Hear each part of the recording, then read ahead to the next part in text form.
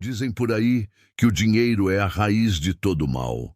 Mas e se eu te contasse que uma das religiões mais bem-sucedidas dos Estados Unidos não apenas pregou sobre dinheiro, mas dominou completamente a arte de usá-lo?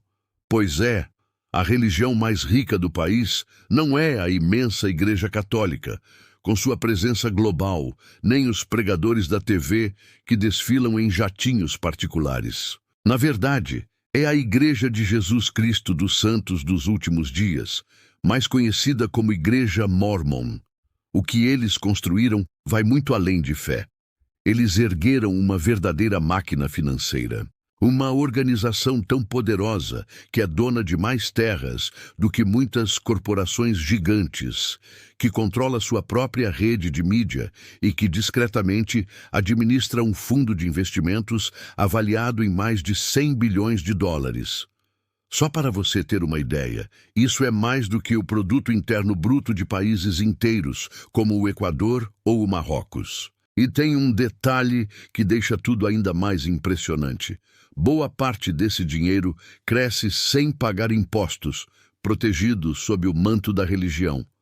Mas como uma igreja conseguiu se tornar uma das maiores proprietárias privadas de terras dos Estados Unidos? Para entender isso, a gente precisa voltar no tempo, até o início do século XIX. Tudo começou em 1830, quando um jovem fazendeiro de Nova York, chamado Joseph Smith, afirmou ter encontrado placas douradas que lhe revelaram a base de uma nova fé.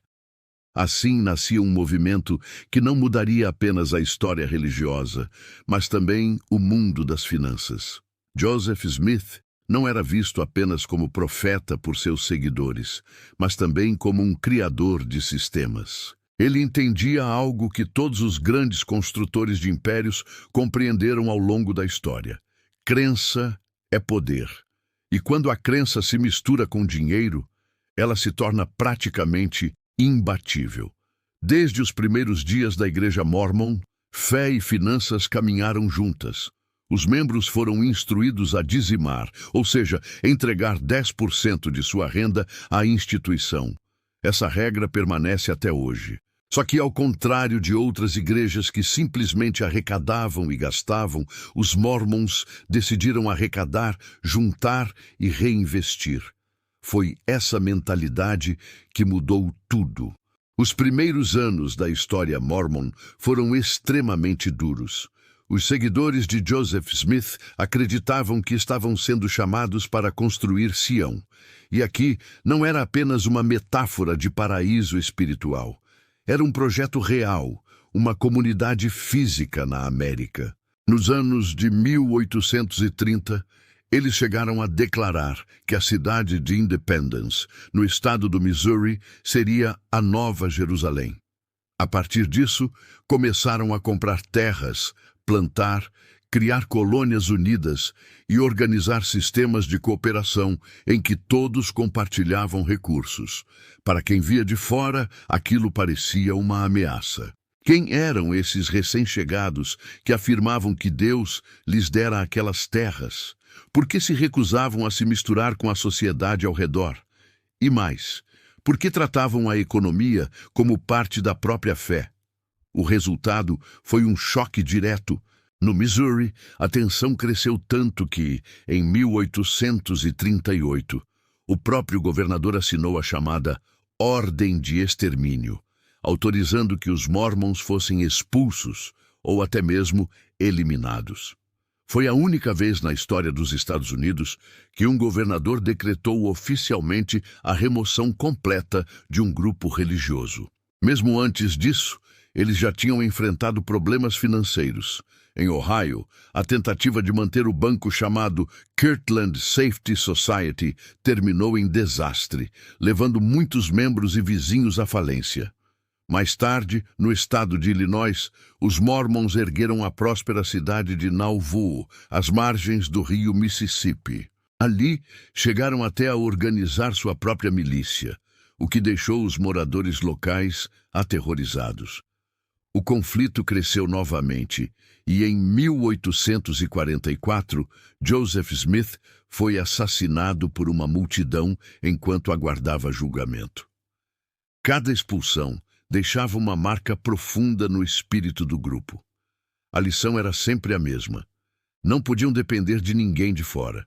Para sobreviver, precisavam controlar sua própria terra, seu próprio dinheiro e suas próprias instituições. Essa ideia de autossuficiência foi se tornando central. Assim, quando Brigham Young assumiu a liderança e conduziu a famosa migração rumo ao oeste em 1847, o conceito de Sião já não era apenas uma crença espiritual. Era um projeto econômico. A ordem era clara: erguer um império autossuficiente no deserto onde ninguém pudesse expulsá-los novamente. E foi exatamente isso que eles começaram a construir. No território de Utah, os Mormons não ergueram apenas templos. Eles criaram fazendas, moinhos, fábricas e lojas cooperativas. A ideia era simples: fazer a riqueza circular dentro da própria comunidade, sem deixar escapar para o mundo de fora. Em alguns momentos, chegaram até a experimentar algo chamado Ordem Unida, um sistema radical em que todos os membros entregavam seus bens à igreja e, em troca, recebiam a responsabilidade de administrá-los como mordomos. O projeto não durou muito, mas deixou uma mensagem poderosa. A vida econômica fazia parte da vida espiritual. Dinheiro não era algo separado da fé. Era sagrado. Com o tempo, essa visão se transformou em uma instituição sólida. O sistema do dízimo virou um verdadeiro motor financeiro, garantindo uma fonte constante de recursos. Diferente de doações voluntárias em outras religiões, o dízimo mórmon era tratado como um mandamento, um sinal de fidelidade a Deus. Isso significava que cada família da igreja contribuía, sem falhar, para um fundo coletivo que depois era reinvestido pela própria instituição. À medida que as contribuições cresciam, a igreja começou a se organizar menos como uma congregação espiritual e mais como uma corporação. Foram criadas editoras, companhias de seguro e até bancos. O alcance se expandiu para a área de mídia, com a fundação da Bonneville International, que se tornaria uma das maiores redes de rádio do país. No campo educacional, ergueram instituições como a Universidade Brigham Young, que, além de formar novos fiéis, fortalecia a lealdade ao sistema que sustentava tudo aquilo. Mas talvez a jogada mais estratégica de todas tenha sido o investimento em terras. Por meio de subsidiárias como a AgriService Inc., a igreja acumulou enormes extensões de fazendas, pomares, florestas e pastagens. Estamos falando de centenas de milhares de acres espalhados pelos Estados Unidos, de plantações de laranja na Flórida até imensos ranchos no Texas. Quando somamos isso a propriedades comerciais, shoppings e empreendimentos residenciais, os estudiosos estimam que a Igreja Mórmon seja hoje um dos maiores proprietários privados de terras em todo o território americano. É impressionante pensar que uma religião que começou como uma pequena seita perseguida se transformou em uma potência fundiária comparável a gigantes corporativos. E o detalhe mais curioso é que, diferente de uma empresa comum, a igreja não paga impostos sobre os dízimos nem sobre os lucros que esses investimentos geram. Ou seja, não se trata apenas de acumular terras ou imóveis. Estamos falando de poder. Terra significa influência, significa riqueza de longo prazo, que não desaparece quando a bolsa de valores despenca. Enquanto outras igrejas sofriam com a queda nas doações ou com os altos custos de manutenção, os Mormons garantiam ativos que os manteriam fortes por muitas gerações. Tudo isso foi possível por causa de um princípio simples e inabalável: disciplina financeira. O dízimo não era visto como gasto, e sim como capital sagrado, destinado a multiplicar-se. Assim, Pouco a pouco, a igreja foi se estruturando como uma fortaleza econômica, silenciosa, mas incrivelmente eficaz. Esse modelo só veio a público de maneira mais clara em 2019, quando um ex-gerente de investimentos chamado David Nielsen denunciou a existência de um fundo secreto administrado pela Ensign Peak Advisors. Ele apresentou documentos à Receita Federal Americana, afirmando que a igreja havia acumulado mais de 100 bilhões de dólares e que quase nada desse valor tinha sido usado para caridade. Durante anos, esse fundo recebeu bilhões em dízimos que foram reinvestidos sem alarde. O resultado era chocante.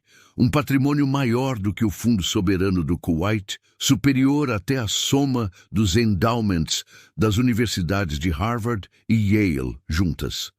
E tudo isso guardado em silêncio, crescendo de forma quase invisível para o mundo exterior. Segundo Nielsen, o fundo não destinava praticamente nada a causas humanitárias. A única exceção aconteceu durante a crise financeira de 2008, quando cerca de 2 bilhões de dólares foram usados para salvar uma empresa de seguros pertencente à própria igreja. Para muitos fiéis, essa revelação foi um choque profundo, já que sempre haviam acreditado que seu dízimo ajudava missionários, templos e obras de caridade. Para os críticos, a denúncia apenas confirmou o que já se suspeitava. A Igreja Mórmon funcionava menos como uma instituição de caridade e mais como um gigantesco fundo de investimentos com uma camada religiosa por cima. O motivo de um crescimento tão rápido era simples: isenção de impostos. Nos Estados Unidos, as igrejas recebem privilégios legais amplíssimos. O dízimo é considerado uma doação filantrópica, isenta de tributos, e ainda pode ser deduzido do imposto de renda de quem contribui. Além disso, os investimentos feitos com esse dinheiro também ficam protegidos. Empresas comuns precisam pagar imposto sobre lucro. Investidores pagam imposto sobre ganhos de capital, mas a Igreja Mórmon escapa de tudo isso. Resultado: a Ensign Peak conseguiu multiplicar bilhões ao longo de décadas sem o menor atrito com o fisco, criando uma fortuna que a maioria das corporações nem sonharia em alcançar. Os documentos do denunciante revelaram que a Ensign Peak era dona de participações em empresas que são o coração do capitalismo moderno: Apple, Microsoft, Amazon, Google. Cada iPhone vendido, cada busca feita no Google, cada assinatura do Prime representava indiretamente lucro para os cofres da igreja. Era a globalização transformada em teologia. Uma instituição religiosa em Utah lucrando com o funcionamento da economia mundial inteira, de forma quase invisível. E o mais interessante é que esse braço financeiro era apenas uma parte do império. Fora de Wall Street, a igreja também agia como grande incorporadora e desenvolvedora de projetos. Em 2012, inauguraram o City Creek Center, um shopping de luxo em Salt Lake City, avaliado em aproximadamente $1,5 bilhão de dólares. Com lojas como Tiffany's e Nordstrom, além de restaurantes sofisticados, o centro comercial surpreendeu quem via de fora. Afinal, por que uma igreja investiria tanto em um shopping de luxo? Os defensores afirmaram que o empreendimento revitalizou o centro da cidade e gerou empregos. Já os críticos disseram que o projeto revelava as verdadeiras prioridades da instituição, mais voltadas para a construção de um império econômico do que para a salvação espiritual. E não para por aí. A igreja também ergueu uma poderosa estrutura cultural e midiática. A Bonneville International, por exemplo, controla dezenas de estações de rádio espalhadas pelos Estados Unidos. Já o Deseret News continua sendo um dos jornais mais influentes da região, e a Deseret Book é responsável por publicar e distribuir obras que reforçam a visão de mundo da fé. No campo educacional, a Universidade Brigham Young funciona como uma âncora, moldando gerações de jovens e, ao mesmo tempo, fortalecendo os laços de lealdade com a instituição. Esses projetos não são apenas complementos, eles são verdadeiros pilares de influência.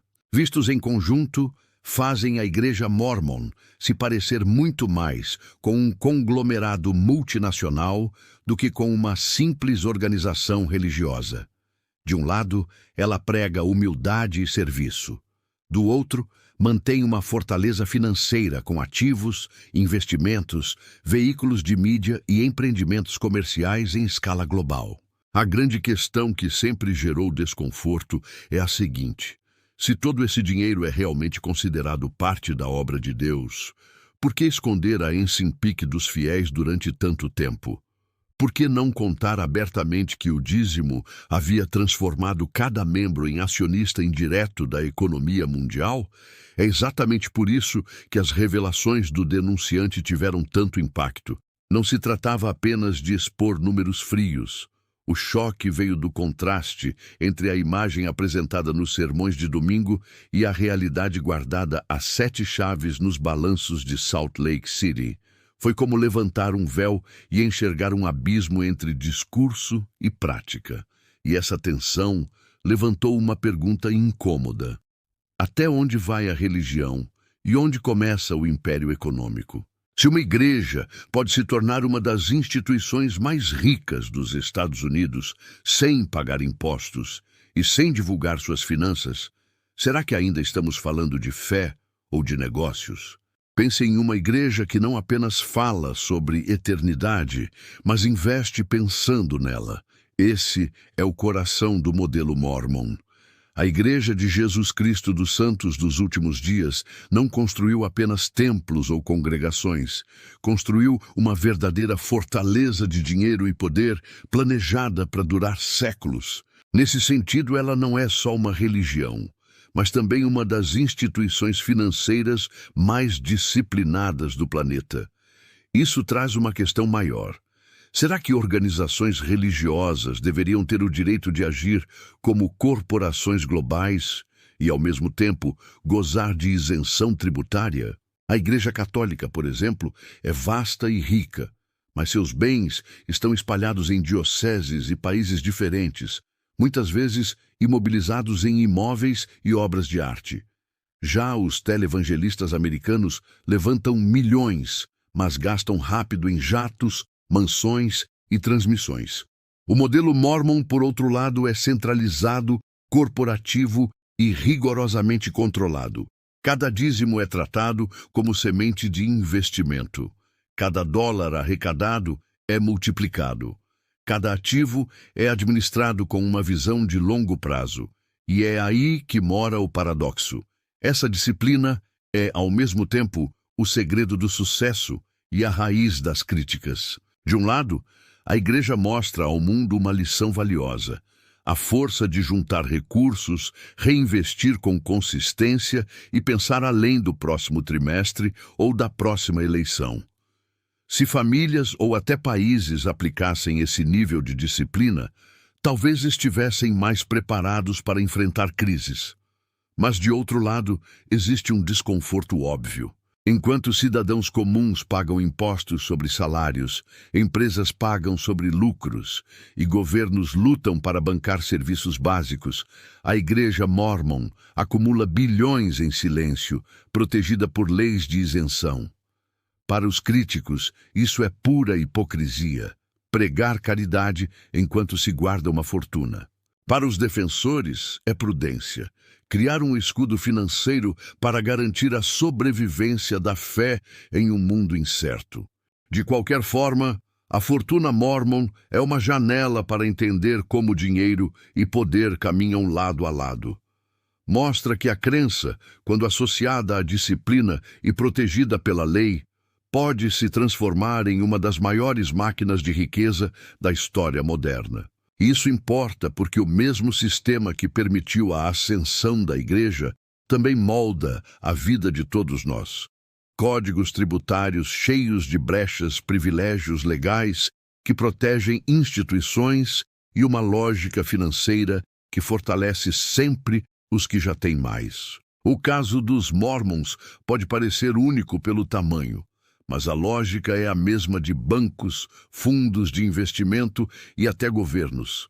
Acumular, reinvestir, proteger e nunca revelar mais do que o necessário.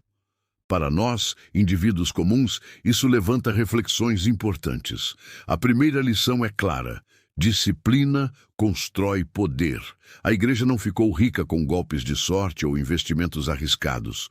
Ela cresceu porque tratou cada dízimo como capital sagrado e deixou o tempo fazer o resto. A segunda lição é que segredo e privilégio protegem fortunas. Quem tem isenções ou status especial sempre vai estar alguns passos à frente de quem não tem. E a terceira lição é a mais dura: o dinheiro nunca está realmente sob nosso controle total. O sistema é desenhado para que a riqueza suba, seja para governos, bancos, corporações e, sim, até para igrejas. A história não se repete ao pé da letra, mas rima. O que vemos nos Mormons é a prova de como instituições duram mais que indivíduos e como as regras sempre favorecem quem detém poder. No fim das contas, a Igreja de Jesus Cristo dos Santos dos últimos dias não conquistou territórios com espadas, mas venceu no campo das finanças com paciência e estratégia. Assim, construiu um patrimônio maior do que o de muitos países soberanos, blindado pela fé, protegido pela lei e multiplicado pelo mercado. Essa é, de fato, a religião mais rica da América. E a lição que fica é simples: se você não entende como o sistema funciona, não está dentro dele. Você é apenas parte da engrenagem que o faz girar.